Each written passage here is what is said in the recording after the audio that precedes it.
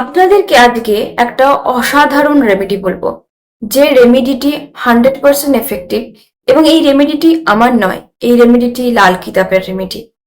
রেমেডিটি হচ্ছে, যদি আপনাদের হরোস্কোপে চন্দ্রের স্টার কেতু বা কেতু স্টার চন্দ্র হয়ে থাকে, অথবা চন্দ্র এবং কেতু ক্লোজ কনজাংশনে থাকে।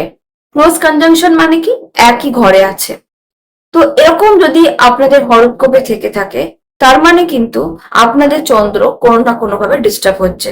এটা স্যাটার্ন চন্দ্রের ক্ষেত্রেও করতে পারেন। তো কি করতে হবে? যে কোনো পবিত্র জলে আপনাকে স্নান করতে হবে।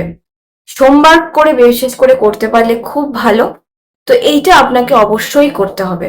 সেটা হচ্ছে, গঙ্গায় যদি আপনারা স্নান করতে পারেন তাহলে সেটা খুবই পজিটিভ হয়। গঙ্গায় স্নান করলে, বিশেষ করে সোমবার করে, চন্দ্রের এবং কেতুর যে একটা ইমব্যালেন্স ব্যাপার সেটা ঠিক হয়ে যাবে। স্যাটার্ন এবং চন্দ্রের ইমব্যালেন্স ব্যাপার সেটা ঠিক হবে। এখানে গঙ্গাই করতে হবে এর কোনো মানে নেই, পবিত্র যে কোনো জায়গায় আপনি স্নান করতে পারেন, বা পবিত্র অনেক সময় অনেক স্নানাগার থাকে, সেখানে আপনারা যদি স্নান করতে পারেন, সেই জায়গায় জল দিয়ে যদি চান করতে পারেন, তাহলে অবশ্যই আপনাদের কেতুর এবং চন্দ্রের যে ব্যাপারটা, এটা ব্যালেন্স হবে।